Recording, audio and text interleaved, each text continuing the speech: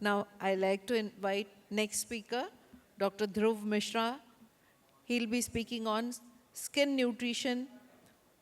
What you eat reflects on your face. Let me introduce him.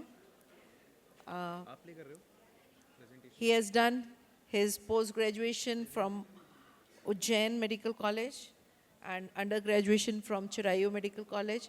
Right now, he is assistant professor at Chirayu Medical College, and he has got many certification in biomedical research methodology, basic course, hair transplantation, master class, IMSCON Mumbai.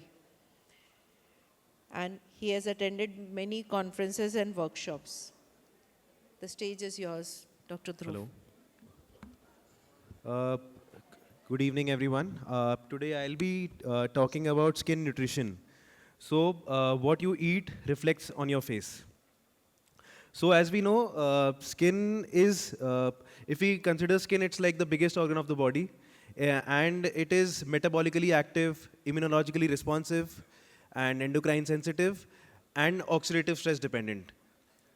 So it responds to a lot of factors, and whenever we talk about anti-aging or skin nutrition, it's a multifactorial thing. It's not just limited to one thing. Second. So when we talk about gut-skin axis and anti-aging paradigms, the gut-skin axis has evolved from being an interesting concept to being clinically relevant. Nutrition are not passive caloric entities. They are biological signals. They regulate transcription factors like NFK beta and AP1, influence mTOR activity and modify growth factor responsiveness. In other words, they determine whether the skin behaves in a regenerative or a degradative matter. So chronological aging represents a gradual decline in fibroblast efficiency and mitochondrial integrity. UV exposure increases AP1 activation, driving matrix metalloproteinases expression and collagen breakdown. Glycation stiffens collagen fibers, reduces elasticity. The clinical difference between intrinsic and extrinsic aging are very obvious, from fine lines versus coarse wrinkling, subtle thinning versus elastosis. But what is critical is this dietary pattern amplifies extrinsic aging by increasing oxidative overload and glycation burden. That means aging is not just environmental, it is metabolic. So in aesthetic practice, we stimulate collagen repeatedly through microneedling, energy-based devices, biostimulators. But stimulation without substrate is biologically inefficient.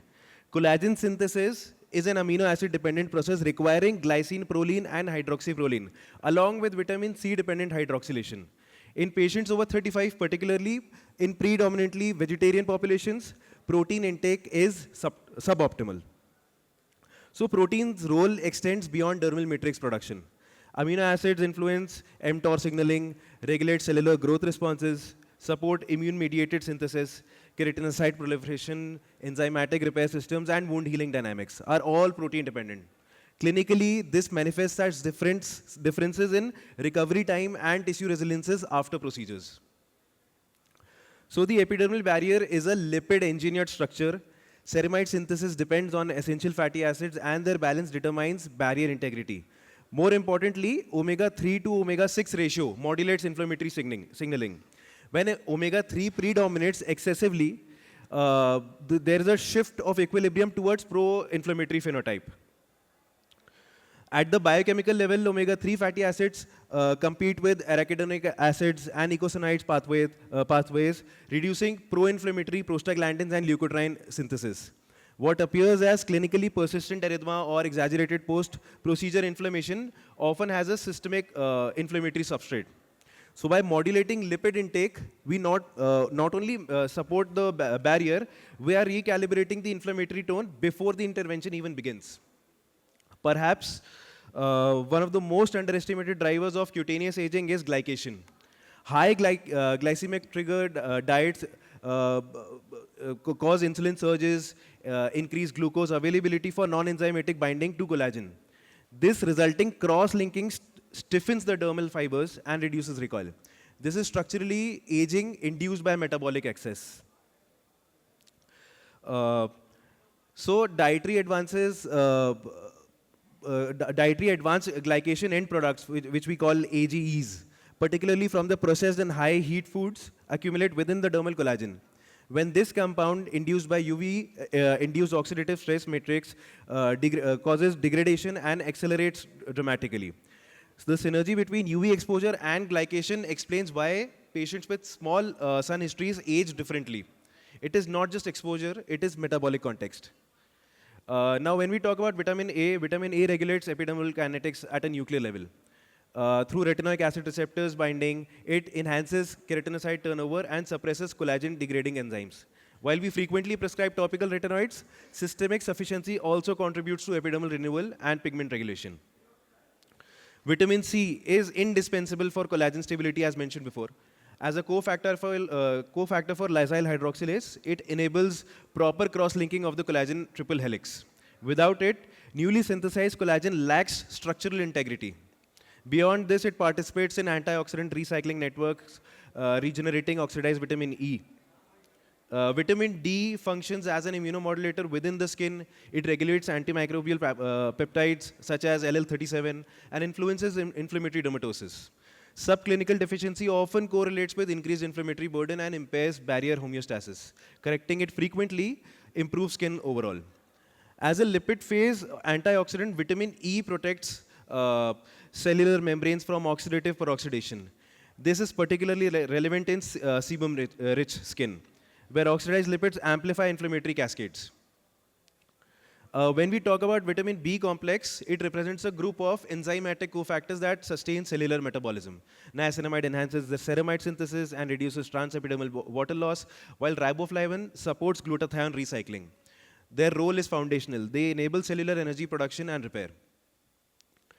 Folate and cobalamin are essential for DNA synthesis in rapidly dividing cells, including hair matrix, keratinocytes, and basal epidermal cells.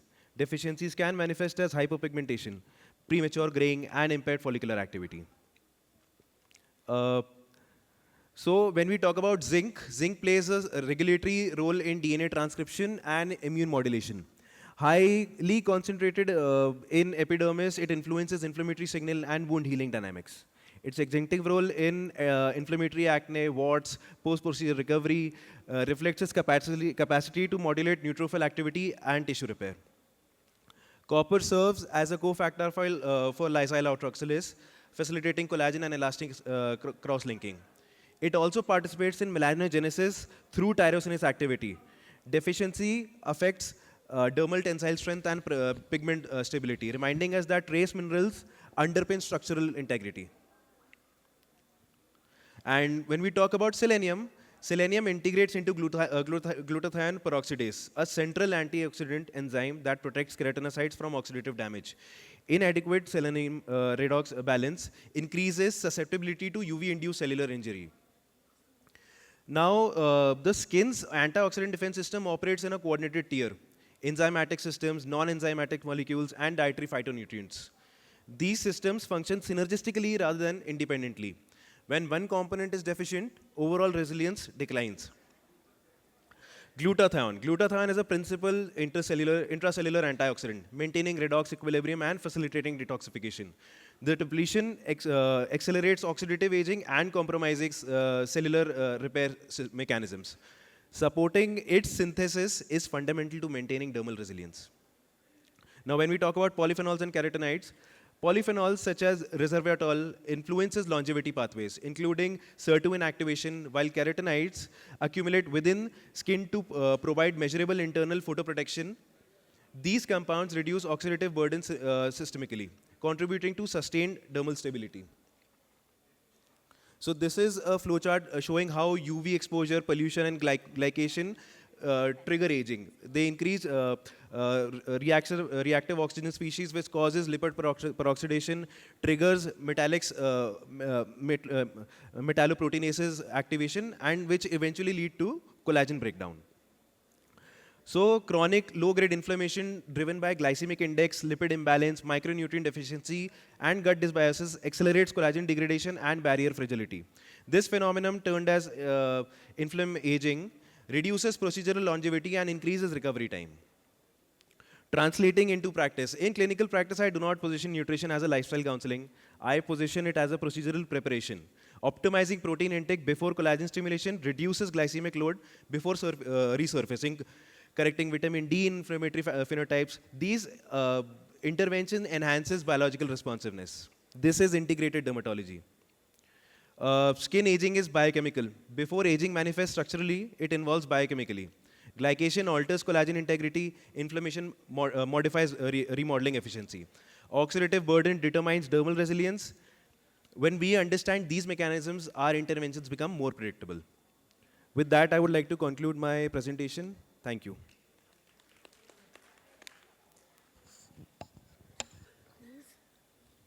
Thank you, Dr. Dhruv Mishra, for such a nice deliberation and very basic things you have told. Thank you so much.